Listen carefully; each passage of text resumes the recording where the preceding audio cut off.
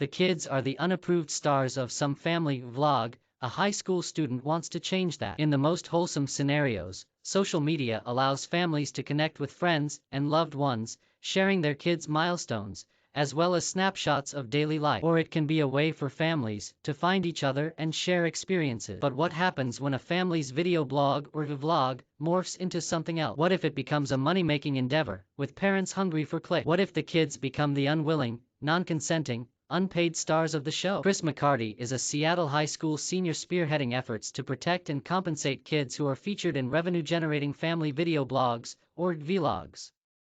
People are starting to talk more and more about privacy, but they haven't talked about for-profit family vlogs yet, said Chris McCarty, a high school senior in Seattle. So McCarty is spearheading an effort to educate people about the issue with a website, an Instagram account, and by calling for new laws. At McCarty's prompting, Washington lawmakers recently proposed House Bill 2032, which states, some children are filmed, with highly personal details of their lives shared on the internet for compensation from birth. In addition to severe loss of privacy, these children receive no consideration for the use and exchange of their personal property rights. Representative Emily Wicks, a Democratic lawmaker from Everett, sponsored the legislation. You start to think about how that is affecting a child's life and their future, she said. HB 2032 would target video blogs that generate at least 10 cents per view and in which an individual minor is featured at least 30% of the time. When that threshold is reached, two things happen. A percentage of the channel's earnings would be set aside in a trust to be handed over to the individual when they turn 18. Also, when they reach adulthood,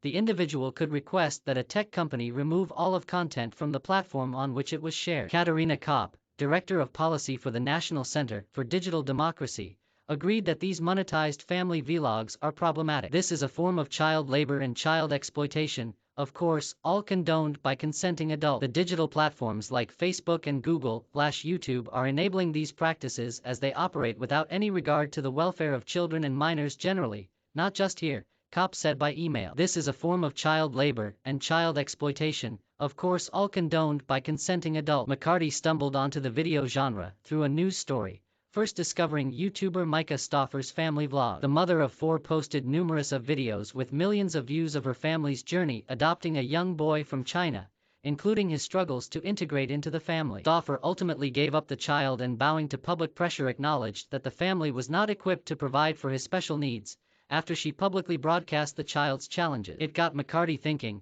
maybe there is a bigger underlying problem here. They can't be the only family doing this. They decided to delve into the issue for their Girl Scouts Gold Award, which is awarded to individually led projects that make a lasting improvement in the world. It's the organization's most prestigious honor. McCarty kept digging, discovering family vloggers accused of mistreating their children through pranks and bullying and documenting the act. Others publicly shared personal family strife, allowing commenters to weigh in and take sides. Even innocent family videos of kids in swimming pools or doing gymnastics attracted pedophiles who posted in the video's comments timestamps of revealing moments. Representative Emily Wicks, a Democrat from Everett, McCarty, who said they've long been interested in public policy, reached out to lawmakers to find someone who might action. Wicks said she impressed by McCarty's hard work and was eager to help. The lawmaker, who is a member of the House's Children, Youth and Families Committee, hadn't known about the issue before connecting with McCarty. HB 2032 appears to be one of the first efforts by lawmakers to tackle the problem. There was little time to draft and propose the bill,